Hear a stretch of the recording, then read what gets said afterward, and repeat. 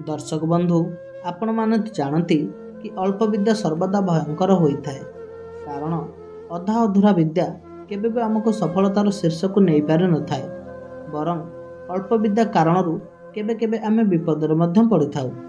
तेबे आसंतु आज यही कहानी माध्यम जानिबा कि केमिति अल्प विद्या कारणरू महारथी अभिमन्यु युद्ध में मृत्युवरण करुथिले। महाभारत समयर कथा। धनुर्धारी अर्जुन भगवान श्रीकृष्ण भौणी देवी सुभद्रा को विवाह करथिले और तांकर एक परम प्रतापी महाशक्तिशाली पुत्र मध्य थिला, जहाँकर नाम अभिमन्यु थिला। अभिमन्यु जड़े महारथी थिले और तांको पिता अर्जुन को भली युद्धर सब विद्यारे पारंगम मध्य थिले। कारण से तांको मामू भगवान श्रीकृष्ण और भगवान बलराम ठारू युद्ध विद्या शिक्षा करथिले। से बयसर बहुत छोट हेले मध्य एक बहुत बड़ महारथी थिले। आमे समस्ते जानती कि केमिति एक 14 वर्षर बालक अभिमन्यु महाभारत युद्धर चक्रव्यूह मध्य पशि एका बेले कौरव सेनार सप्त महारथी मान सहित लड़ी मृत्युवरण करथिले। जदि सप्त महारथी माने मिसिकी एका बेले अभिमन्यु ऊपर प्रहार कर नथान्ते तेबे हुए तो अभिमन्यु परास्त हो पारि नथान्ते। कारण अभिमन्यु मध्य अर्जुन भली एक महारथी थिले, जी कि एका बेले एकाधिक योद्धा सह लड़िबार सामर्थ्य रखिथिले। हेले प्रकृत कथा है, जदि अभिमन्यु एते बड़ योद्धा थिले तेबे चक्रव्यूह मध्यनु बाहरी पारिलेनि काहेकि? दर्शक बंधु, वास्तव में अभिमन्यु मृत्युर रहस्य जड़ित रही माता सुभद्रा ठारे। जेतेबेले अभिमन्यु तांको माता सुभद्रा गर्भर थिले, सेतेबेले दिने देवी सुभद्रा तांको पति अर्जुन को बाध्य कले कि चक्रव्यूह विद्या विषय कहबाकू। कारण महाभारत काल रे चक्रव्यूह एक एमिति युद्धनीति थिला जो विद्या कि केवल पितामह भीष्म, गुरु द्रोण, अंगराज कर्ण, अर्जुन और श्रीकृष्ण ही जानिथिले। एही 5 जनक छड़ा आउ केही भी चक्रव्यूह विद्या विषय जानि नथिले। तेणु देवी सुभद्रा एही चक्रव्यूह विद्या विषय जानिबाकू बहुत उत्सुक थिले। सुभद्रा आग्रह देखि धनुर्धर अर्जुन सुभद्रा को एही विद्या विषय कहवा आरंभ कले। एही विद्याटी 2 भागरे विभक्त होता है। प्रथमटी है भेदिबा और द्वितीयटी है छेदिबा। भेदिबार अर्थ है चक्रव्यूह मध्य को प्रवेश करवा और छेदिबार अर्थ है चक्रव्यूह मध्यरु बाहर को बाहरिबा।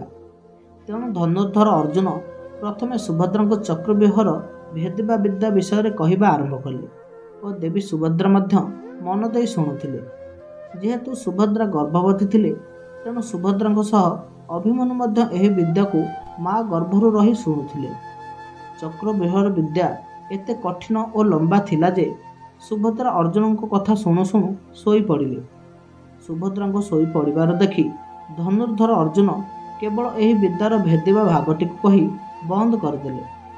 जेहेतु सुभद्रा सोई पड़िले, तेणु तांको गर्भर थिबा बालक अभिमन्यु मध्य एही विद्यार प्रथम भाग शुणी सोई पड़िले और तांकर विद्या असंपूर्ण रहीगला। महाभारत युद्ध में जेतेबेले गुरु द्रोण चक्रव्यूहर रचना कले, सेतेबेले अर्जुन और भगवान श्रीकृष्ण कुरुक्षेत्र अन्य पटरे अन्य रथी सह युद्ध लड़ुथिले। एपटे धर्मराज युधिष्ठिर गुरु द्रोणाचार्यंकर चक्रव्यूह रचना देखि भयभीत होईगले। कारण अर्जुन और श्रीकृष्ण छड़ा पांडव सेना आउ केही भी नथिले जहाँकु कि चक्रव्यूह विद्या विषय जଣା थिला। युधिष्ठिर को निराश हेबार देखि अभिमन्यु कहिले कि हे पिताश्री, मु चक्रव्यूहर विद्या विषय जानिछि, तेणु आपण चिंता करंतु नाही, मु चक्रव्यूह मध्य को प्रवेश करिबी। अभिमन्यु जानि नथिले जे से जो चक्रव्यूहर विद्या शिखिथिले ताहा अधा मात्र थिला। चक्रव्यूह मध्य को प्रवेश करिबा तो सहज, हेले बाहरिबा बहुत कष्ट। तेणु अभिमन्यु जेतेबेले चक्रव्यूह मध्य को प्रवेश करिगले, सेतेबेले तांको कौरव सेनार महाशक्तिशाली सप्त महारथी सहित एकाकी लड़ाकू पड़ा।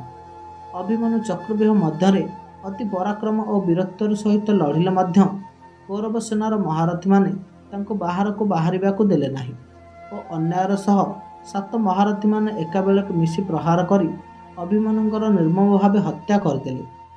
जदि अभिमन्यु चक्रव्यूहर विद्या संपूर्ण भावे जानी थांते तेबे से चक्रव्यूह मध्यरु बाहरी पारि थांते। हेले अधा अधूरा विद्या कारणरू अभिमन्यु चक्रव्यूह फसी जाई मृत्युवरण कले। ଏହାକୁ କୁହନ୍ତି ଅଳ୍ପ ବିଦ୍ୟା ଭୟଙ୍କରୀ। ତେବେ ଦର୍ଶକ ବନ୍ଧୁ, ଯେବେ ବି କିଛି ବିଦ୍ୟା ଅର୍ଜନ କରୁଛନ୍ତି ତାକୁ ସମ୍ପୂର୍ଣ୍ଣ କରନ୍ତୁ, କାରଣ ଅଧା ଅଧୁରା ବିଦ୍ୟା କୌଣସି କାମକୁ ଆସିନଥାଏ। ବରଂ ଅଧା ଅଧୁରା ବିଦ୍ୟା କାରଣରୁ କେବେ କେବେ ଆମର ଜୀବନ ବିପଦରେ ମଧ୍ୟ ପଡ଼ିଥାଏ।